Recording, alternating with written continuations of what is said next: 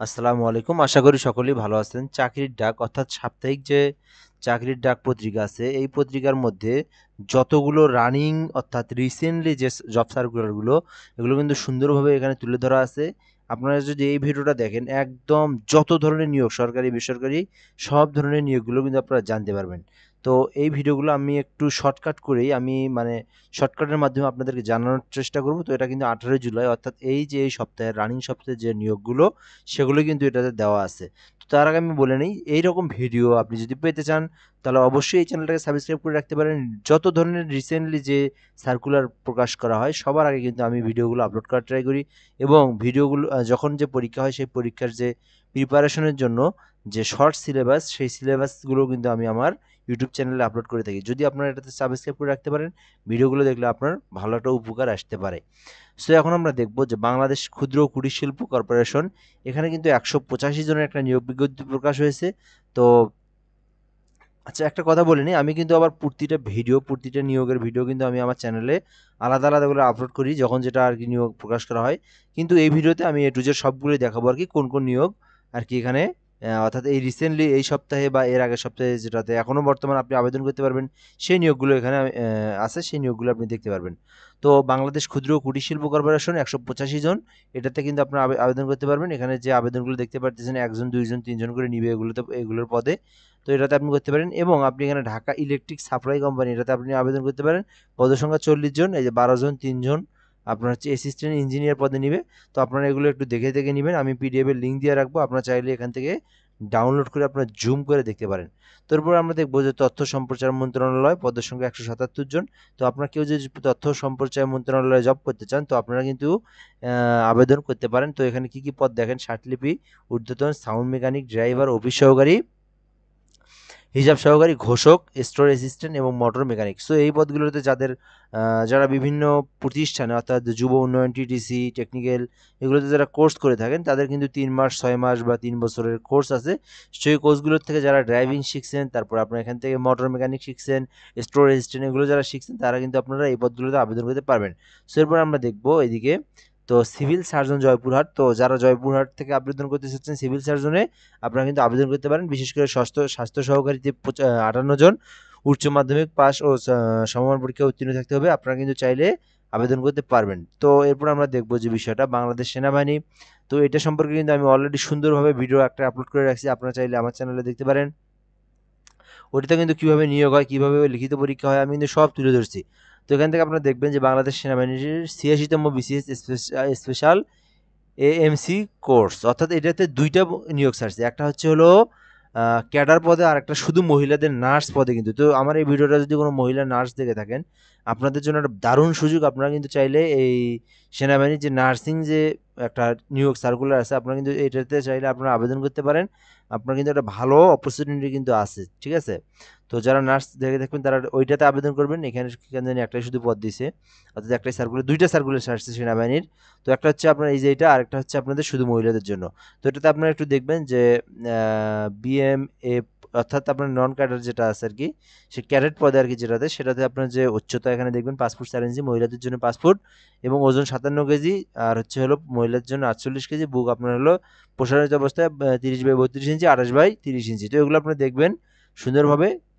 এরপর আমরা দেখব জেলা প্রশাসকের যে আবেদন, জেলা প্রশাসক কুড়িগ্রামে হচ্ছে আপনার 41 জন।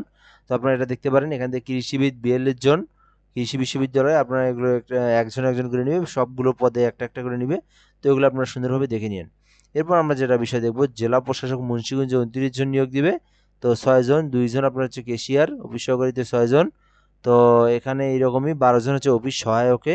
তো চাইলে আপনারা এটাতেও আবেদন করতে পারেন। এরপর আমরা দেখব যে এখান থেকে কি সাভার নেটওয়ার্ক প্রজেক্ট চাকরি, এটা একদম ফালতু, একদম বাটপার, একদম প্রতারণামূলক একটা জব। এগুলো আপনার হলো হুদেই ছাড়িয়ে যায় এরা, এখানে দেখতে পাচ্ছেন, সতর্কতা অবলম্বন করুন। তো এগুলো কিন্তু বাটপারি একটা, এগুলোতে আপনার আবেদন করার কোনো প্রয়োজন নাই। তো বাংলাদেশ সিভিল প্রশাসন একাডেমি, তো এটাতে আপনি আবেদন করতে পারেন। এগুলো একটু দেখে নিন। তারপর আমরা দেখবো যে এখান থেকে যে এলপি গ্যাস লিমিটেড, পদসংখ্যা 9 জন। তো এখান থেকে আপনারা এগুলো দেখে নিন, যদি আপনারা এলপি গ্যাসে কেউ চাকরি করতে চান করতে পারেন। জেলা প্রশাসক রংপুরে নিয়োগ বিজ্ঞপ্তি দিয়েছে 18 জন, অর্থাৎ সারা বাংলাদেশের কিন্তু জেলা প্রশাসকগুলোতে কিন্তু নিয়োগ দিচ্ছে। তো এখান থেকে হচ্ছে ঢাকা জেলা প্রশাসক কার্যালয় নিয়োগ দিয়েছে, জেলা প্রশাসক নারায়ণগঞ্জ, জেলা প্রশাসক কুষ্টিয়া, এরপর আমরা এগুলো দেখবো যে তথ্য সম্প্রচার মন্ত্রণালয়, যেটা আমরা দেখলাম প্রথম পৃষ্ঠার পর। আমরা একদম নিচের পেজে আসবো এখন। তো বলে রাখতেছি, আপনারা কিন্তু এই পদগুলোতে আবেদন করতে চাইলে আপনারা কিন্তু করতে পারেন। বিশেষ করে যারা সেনাবাহিনীতে আবেদন করতে চান তারা কিন্তু আপনারা এটাতে আবেদন করতে পারবেন। তো মহিলা যারা নার্সের যারা কোর্স করছেন, মানে অর্থাৎ ট্রেড করছেন, নার্সিং, তারপরে ডিএমএফ যা ইত্যাদি এগুলো যা আর কি হয়, তো এগুলো যারা করছেন তারা কিন্তু অবশ্যই আপনাদের মহিলা যে আর্মির যে নার্স নিবে, অর্থাৎ এটাতে কিন্তু আপনারা ভুলেও মিস করবেন না। আপনারা চাইলে একটা আবেদন করে একটা কিন্তু আপনি যে আপনার যে মেধা বা আপনার কিন্তু একটা যোগ্যতা, এটাকে আপনি প্রমাণ দিয়ে কিন্তু আপনি জবটাকে নিয়ে নিতে পারেন। তো এটা একটা দারুণ সুযোগ, চাইলে আপনারা এটাতে নিতে পারেন। তো এরপরে দেখবো আমরা বাংলাদেশ কৃষি বিশ্ববিদ্যালয়, জেলা প্রশাসক, এগুলো আমরা প্রথমে দেখছি। এরপর আমরা নিচের দিকে আসবো, বাংলাদেশ ক্ষুদ্র কুটির শিল্প, এটাও কিন্তু আমরা দেখছি। তো বাংলাদেশ বিমান বাহিনী, তো এটা একটু দেখে নেন। অফিসার ক্যাডেট হিসাবে যোগ দিন কোর্স। তো এখান থেকে হচ্ছে হলো আপনার ইঞ্জিনিয়ারিং নিবে, এমসি, অ্যাডিডব্লিউইসি, তো ফাইন্যান্স, এবং এখান থেকে মিডিওরোলজি এবং শিক্ষা পদার্থগণিত। আপনারা যদি কেউ বিমান বাহিনীতে জব করতে চান আপনারা চাইলে এটাতে আবেদন করতে পারবেন। তো এটার জন্য যে যোগ্যতাগুলো, এটা কিন্তু সুন্দরভাবে আপনাকে পড়ে নিতে হবে আগে, দেন আপনি কিন্তু এটাতে আবেদন করতে পারবেন। তারপর কিশোরগঞ্জ বিশ্ববিদ্যালয়ে আবেদন করতে পারবেন, 15 জন নিয়োগ দেবে। তো এটাতে চাইলে আপনারা আবেদন করতে পারেন। এরপর আমরা একটু নিচের দিকে লক্ষ্য করে দেখব যে এক নজরে এগুলো আপনাদের হচ্ছে প্রাইভেট যে জবগুলো।